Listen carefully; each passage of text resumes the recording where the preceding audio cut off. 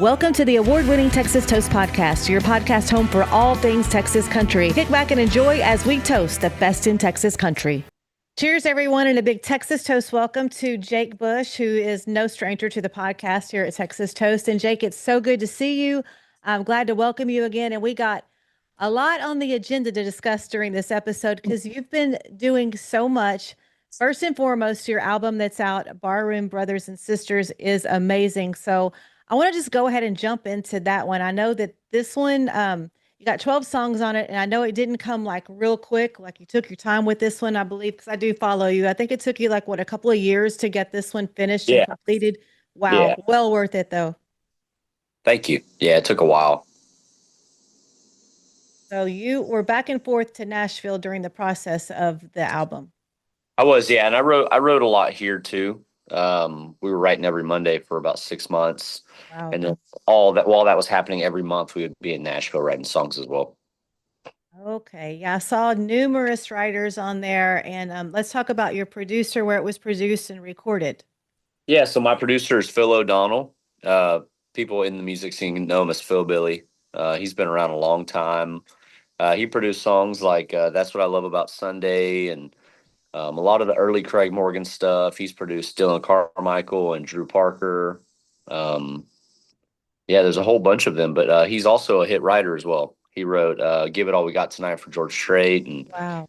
"Back When I Knew It All," Montgomery Gentry, and "Doing What She Likes" for Blake Shelton. "Long Live Cowgirls," Ian Munsick. He's got all the hits, but he's so humble and modest. And meeting him was kind of a godsend because I was looking for a producer, um, but with him it was like, let's be friends first. Let's write a lot of songs and listen to songs that maybe we aren't writers on, and if you want to put a record together and we can make it work, we'll make it work. And we've just become really great friends in the process. And we And of recorded course, it in Nashville. I'm sorry. We recorded it in Nashville. Recorded in Nashville, of course. Well, I know that you are tried and true to traditional and your 90s country. And this one, it's still Jake, but there's just something different, like something different about this album. Starting off, I think what sets the tone is Good Time Machine. That one, the words are so clever on that, and it makes so much sense. And I absolutely like. I mean, hitting that one first was just. I mean, I'm hook, line, and sinker after that. It's great. So tell me about that song. So my friend Dan Alley wrote that song with Dan Hudson, um, and man, that song just when he sent it to me as a demo, the demo was so good that it kind of intimidated me a little bit, because it was like, dang, he can. Because Dan's a very good singer songwriter too, but um, I showed it to Phil Billy, and I didn't want to record it. I was like, man, I don't know if I could do it justice. And he was like, I think we would be stupid to pass up this song. And we recorded it, and man, it was just studio band made it happen and just nailed it, knocked it right out of the park. It's probably one of my favorites off the album. It is awesome, and I just all the play on words and song titles in it, and then the juke joint gets to jumping back like it's 1995. I mean, that line caught me right away. So many lines in so many of the songs, but yeah, I really like that one. And then another one, this one right here, Boots Don't Run. That's something else, and I know that I'll let you talk on that one. Yeah, I wrote that with Jesse Robb Jr. And Phil as well. Jesse had the idea, and being from Texas, when you say an idea like that, you immediately think like fighting, because we're from Texas. These boots don't run, and it just turned into this love song, power ballad almost. And Yes. I didn't want to record that one either, uh, Jake. just because sometimes we write these songs, we write them so high and in such a high key that it's almost uncomfortable to sing, but we ended up working it out and getting it in a key that I liked and fit my voice perfect. And man, that was, I got these songs as I recorded these songs. I did them, incrementally. So I did, three here, six here, three here, three here. I did it. I did nine of them in one studio in Nashville called Omni Sound, which is closed down now. And then I did the last three in East Iris Studios. So it was kind of a split mix. But when we went in there to do Boots Don't Run, Phil just started playing. He was like, called the band, they had the chart, and they started it, and man, when we just hit it, and as soon as I got that first mix back, it was so me. There's a part at the end of that I ad lib, kind of just like these, I'm talking forever, growing. I just ad libbed that. We didn't write that. We didn't script that. I just in my mind, I was like, what would the Rascal Flats do here? And man, we did that, and it felt like the most Jake Bush song of like all of who I am in Hmm. that one song. It's a pretty special song. Wow. That's why I love doing this. I will never, I mean, like every time, everybody that listens to this, and when I listen to the song again, I'll always remember just now what you said. That's an amazing story. Wow. So Jesse Robb Jr. was like really intertwined on this one because he also co-wrote on God and Good News as well. Yeah, he did. Yeah, me, him, and Jacob Boyd. It says Wineshank on the record credits, but as his artist name is Jacob Boyd. Um, he's become one of my best friends as well. He was in my band for about a year. He was with Jake Worthington for a year before that, just playing acoustic and rhythm and harmonies, and he's a phenomenal writer. So when he had joined my band, he had just got a publishing deal in Nashville. Jesse and I are independent, so we just write for ourselves, and we get cuts like that. But Jacob had a publisher which pitched the songs, and um, so we were like, every Monday we should just write. Let's just get together, write. Worst case, we don't write, and we just hang around, drink coffee, right? But Right. we were writing some really, really incredible songs. Like and almost every one of the songs that we wrote in that 6 month period is getting recorded by either me or Jesse or somebody. David Lewis is cutting one of them on his new album that comes out Friday, called "Leading to or Leaving." Me, Jacob, and Yes, Jesse wrote yes. that. I'm waiting for the yes, yes. I've been following along with that also. That's amazing. Yeah, and I wrote half that album, so I'm blessed for that. And David's amazing for Well, recording those. yeah, on David Lewis's, huh? Hmm. Yeah. He's from my home county. He's from Austin County. He's Belleville boy. So Yeah, I really follow him closely just because of the home connection, because that's my little girl hometown. But anyway, so much for that. yeah. I But wrote on that album. I wrote a different point of blue, which was me and Jesse and Jacob. And I think he's cutting that twice. Leading to or Leaving, a song that I wrote with David called What I Couldn't See, and then Holding On, Letting Go, which is also on my album. So he recut that one. okay. So, That's good to yeah. know. I'm glad you brought that up because ironically enough, right before I jumped on here, I was doing some research and made a text message to my nephew to see if they want to meet at Moe's Place Saturday for his album release because Trent's going to be there and Hayden's going Yeah. to be there. It's like, I don't know, that may be a Saturday road trip from down here on the coast. I may have to make it inland a little bit. So yeah, Yeah, well, thanks. if you do that, Jacob Boyd is playing rhythm and acoustic for David that night. So, Oh my gosh, I think that's going to be a have to for me. Oh, wow. I love this stuff. This is so awesome. And then one other going back to, I want to talk about My Country with Jesse Robb Jr. and also Glenn Templeton on that one. yeah. How do I know that song? Where it is up with that song?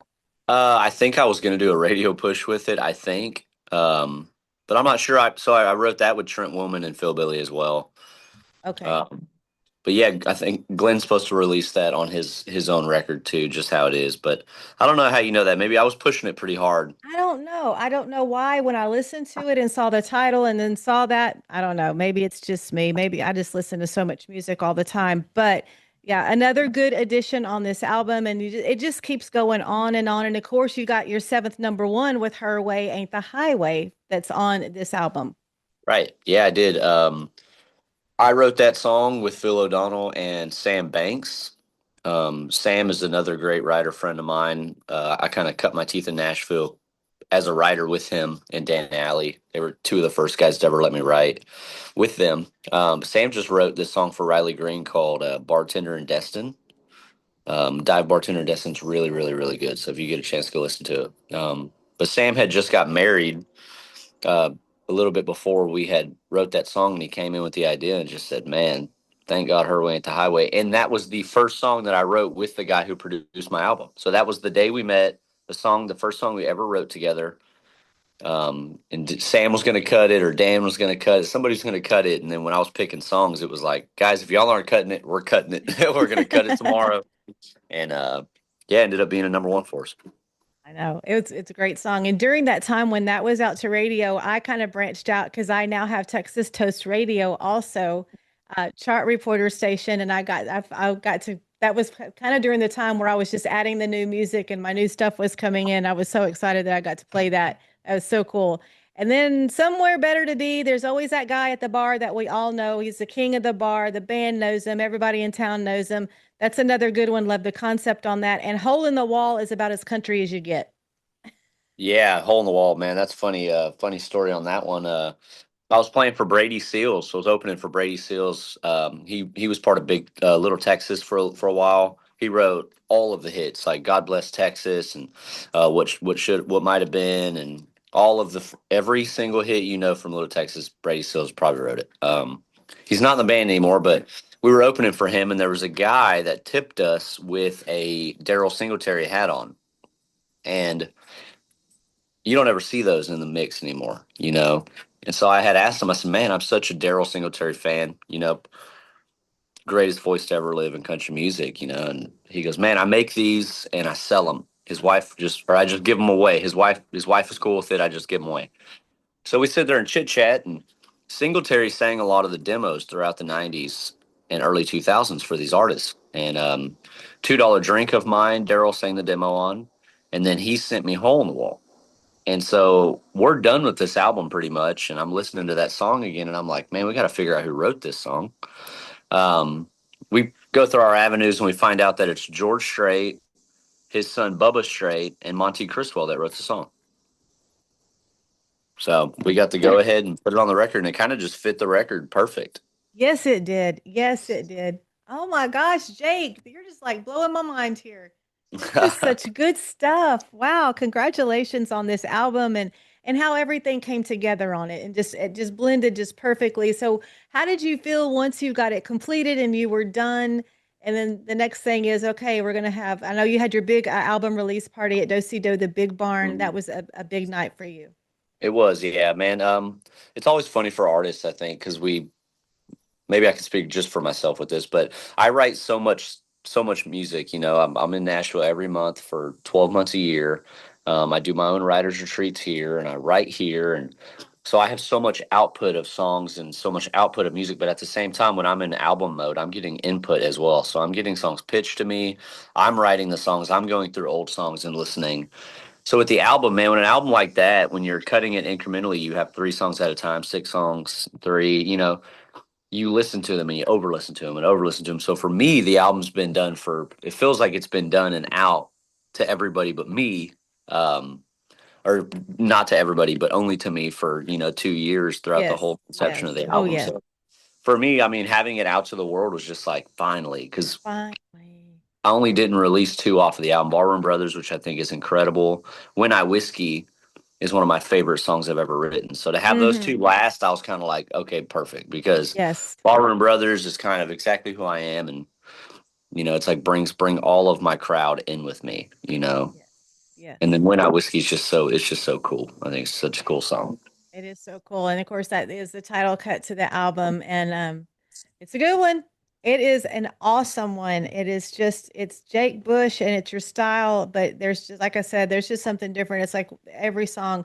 This will be one of those albums to where it's like, I know in my library, it'll be just always the go to. But yeah, good job and congratulations on that. And then you've been busy with other stuff like, okay, so you went to New Zealand. I want to hear about that. I just heard a Yeah, little I bit about the did. New Zealand thing. Yes. I did, yeah. My drummer, Christian, he's been with me about 8 years. He's from there. He doesn't go back too often, about every 5 years or so. But before COVID, we had booked a tour over there. We had a bunch of shows lined up, and then COVID hit and shut us down. And New Zealand really locked down for COVID. So we waited, and then we knew that the album was coming out. We knew that we had a end of the tunnel for the release of this album, and Do sold out. We were hoping to sell it out when we bought these plane tickets. So we just thought we have the album. And then my wife, her birthday is the 22nd of August. So it's like, let's go ahead and get the album done. And I'll take off the rest of the month up until middle of September, just so we can take a break, because we don't get breaks much. And so we went over there for a week and went to the biggest rivalry rugby game. And I got to go to an island and ride e-bikes like 30 miles around this island and just really just kick back and chill. It was really, really nice break, and got to meet all his family, which is really awesome. They're still, I think here in the States is like when our grandparents pass away, that family connection starts to fall apart. But So for true. his family, it was still like that. You know, they all sat around a table, people sitting on the ground and eating. It was a cool vibe, and I think I needed it to refill my tank. You know, Hmm. Hmm. Hmm. That's exciting. But it was gorgeous there. it was super beautiful. Yeah, you know, it's bizarre because their seasons are almost completely backwards from ours. So like right now, they're getting out of winter. Okay. Right, we're getting out of summer. So Yes, yes, yes. it's super weird. And you know, it's like 40 degrees and it'll be sunny and then just start raining on you. So it was cool. I really enjoyed it, and more than anything, I just enjoyed being disconnected. You know, 17 hours ahead of the US, so my phone really never went off. It was just Nice. really just unwind, yeah. Awesome, awesome. Well, you had an awesome moment with Lori Morgan also, because I know you had done the cover of the Keith Whitley um, Kentucky Bluebird. And then Mhm. I got to see the video of y'all singing together, and y'all have kind of developed a relationship since that. I mean, you want to speak about that a little bit? Yeah, man, Lori is amazing. The whole Whitley family is amazing. Her husband Randy had just passed away a couple months ago, right after we played that show in North Dakota. Mm. Um, but man, Lori's just been really good. And like the 7-year-old Jake that was obsessed with When You Say Nothing at All and everything Lori Morgan, you know, and Yes. everything Keith Whitley, like to be able to share a green room at the top of the United States and just be treated so fairly and equally with her was super nice. And to do that song live was really special too. So I bet. I yeah, bet. they're a great family, man. Jesse and all of them, they're all great. Well, cool, Jake. That's awesome stuff. I love it. And another video that I love that got sent over to me also, and it's like, oh my gosh, I had to have church myself right here in the studio. When at Do Do Big Barn, you took them to church also. When you sang "I Can Only Imagine" on that stage, that that was a moment, I bet. Yeah, yeah, it was, man. I just, you know, the Big Barn is special to me. I've been to so many people's shows, and I even know. before I played music, you know. So I was just thinking, what can we do that's different in here? And you know, we have God and Good News that kind of says do less of this and do more of this. You know, follow God more and stop drinking so much and all that. And I kind of felt like, man, if we're gonna walk the walk here, we got to talk the talk. And I think it's kind of our duty as Christians and as musicians with platforms and microphones to be the loudest voice in the room. And I don't want to use that. I don't want to use it incorrectly. So to have a sold out room like that, it's really easy to get cocky and arrogant and say like, you know, look at everybody I brought, you know. But really, it was look at everybody who came to see us and invest in us. And I think there were some people in that room that needed that a lot more than I did. But I mean, I will say that we needed it too. It changed. I still hear about that, and it's been over a month. You know, and we still do it. We'll continue to do that live because there's people that come to these bars that are having way worse times than we are, and Yes. um, you know, handling things different, and finances and the economy sucks, and family sucks, and it just Yes. takes them away from that for a minute and reminds them that there's somebody that does love them unconditionally. So I think it's our duty. I think it's my duty as a songwriter and as a singer to either put gospel in my songs or give it to them live. So I'm really glad for that moment because it shifted the room. I love that. I love that. So on the same note, I just had Curtis Grimes this past week discuss his new album. You know, he has a great inspirational album out, and he was speaking the same thing about trying to be a witness, like he always has done. And I think that's so important myself. I mean, it's like God brought me through this year. I'm lucky to be sitting here talking to you. But yeah, God's powerful. We got to have God in our lives. Absolutely. Yeah, there's a revival happening right now. Obviously, with stuff on the news that's been There going on. is. Um, it's crazy. Yeah, I never really thought that I would ever twist like that, you know. But I remember 20 like 18 or something, I was still so green, but this there was so much death happening around us in these bars that we were playing, and motorcycle riders would crash, and it was just I felt like it was one. I lost my best friend. I felt like it was one after another. And so in this middle of this dive biker bar, I started playing a Christian song, and I saw how big it I mean people left started walking up and worshiping in the middle of this smoky dive bar. And the owner walked up and she goes, "Man, that takes nuts to do that." And I thought, yeah, it did. Because I was a little scared to do it, you know, like, but it felt so good when I did it. And yeah, I think more of us should try to do that stuff. That's You know, beautiful. I Yeah. think I would rather 100 people leave because of that than you know stay because I'm doing the wrong thing. That's right. So speaking of your shows out there, you've got the Boots Don't Run is actually your tour name, right? for this Yep. year? Yep. What you got coming up? So we are going to be in Lavernia this Friday, just as like a trio deal. We're going to be with Stony LaRue on the 27th in Vidor, Texas. The 26th, we're headlining the Levitt Pavilion in Arlington, which is huge for us. We've opened a bunch. We did a concert series there a couple years. We haven't been back in 3 years though, so to be able to come back to a market we've kind of built a little bit more, it's a big footprint for us. But I'm excited to see who comes and to be able to just play out there in front of all them people. We just got a bunch of shows towards the end of the year. Just kind of, they're peppering in, and we're taking them when they come, and we're not saying yes to everything, which is nice. We're just kind of putting ourselves where we need to be. But I do have new music coming out starting January. Okay. I'll have new music every 6 weeks. So we have some really awesome features, some duets, really, really cool stuff. The album was great. We just had to top it, and I think we did a good job of topping it. So I'm super excited for that. Wow, you overachiever. Somebody has to do it. I just love it. I love it. It's been so amazing over the past, 4 years or so, or 5 years since I first had you on the podcast, and following you, and just how you've grown, and you're just always the same, and you're always so solid, and you're always so sweet when I see you. So nice to me, and I appreciate that so much. And I thank you so much for coming on the podcast. And I know something else that keeps you laser focused too is that you're alcohol free. I am. Yeah, between the no drinking and my wife, I walk a pretty straight line, and There you go.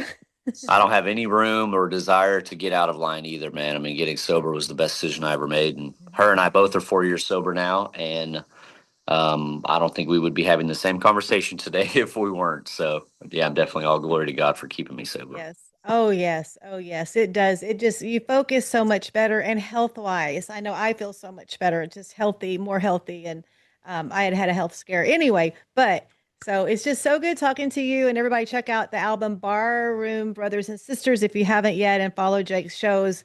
I know I can't wait to get out to a show. I'm trying to travel more, and I think that the way I've set things up here, I'm going to be able to get out more and do more interviews outside of the studio. That's kind of my goal for this next year. So hopefully I'll be seeing you down the road. Yes, yes. Yeah, I hope that works out. Oh, yeah. I'm going to tell you, we were talking about God a few minutes ago. Everything in this studio has been provided. As a matter of fact, last night I had one last piece of the puzzle I needed for this studio.